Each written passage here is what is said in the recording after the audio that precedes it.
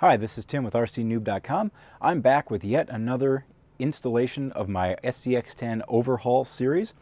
Today we're going to be installing Incision shocks on my SCX10 Classic, as I like to call it. If you do see already, you see I am running Pro-Line shocks on there. I've mentioned this before. I'm going to pull these off, put them on a different rig, and still get some good use out of them. I do like these shocks, but I'm anxious to see what Incision brings to the table with their scalar shocks.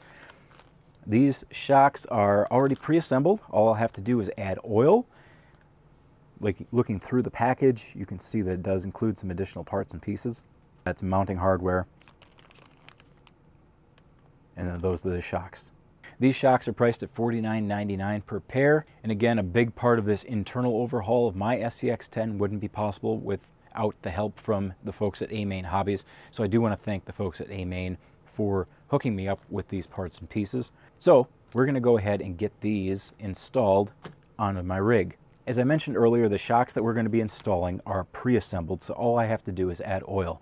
Incision does recommend that you run 37 weight oil or 37.5 weight oil. I'm running 35. I'm going to see how that goes. If I don't like it, I can always tweak it. You can always play around with the amount and the type of oil that you put into your shocks. If you want to run softer shocks and have more cushion, you can easily do that. Again, you just adjust how much oil or what type of oil you put in. Removing pre-installed shocks is not that tricky. You just simply have to remove the mounting hardware. Well, easier said than done, huh? Just remove the mounting hardware and slide them out.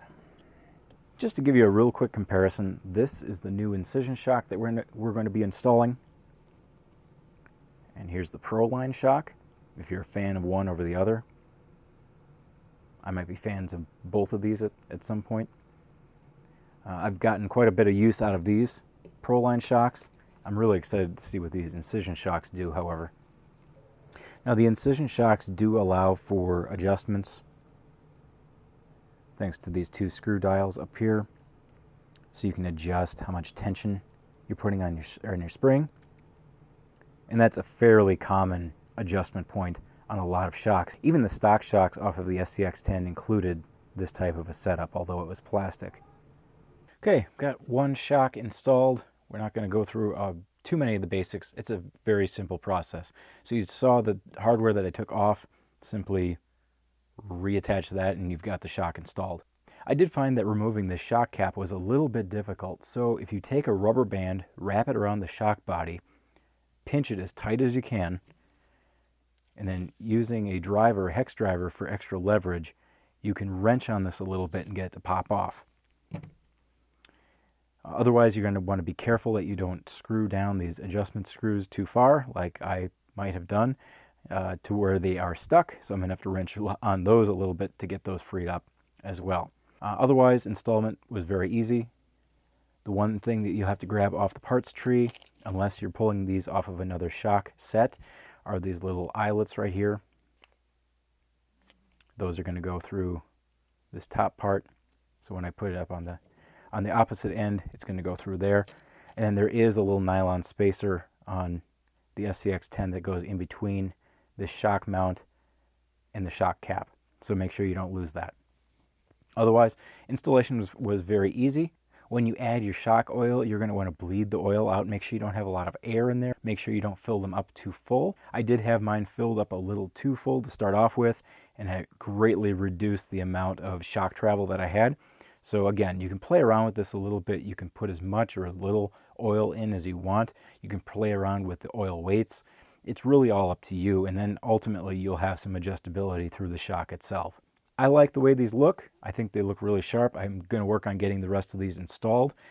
Then I can get the wheels back on, and then we're just about ready to hit the trail. I've got all four shocks installed. I was able to loosen up those two lock nuts.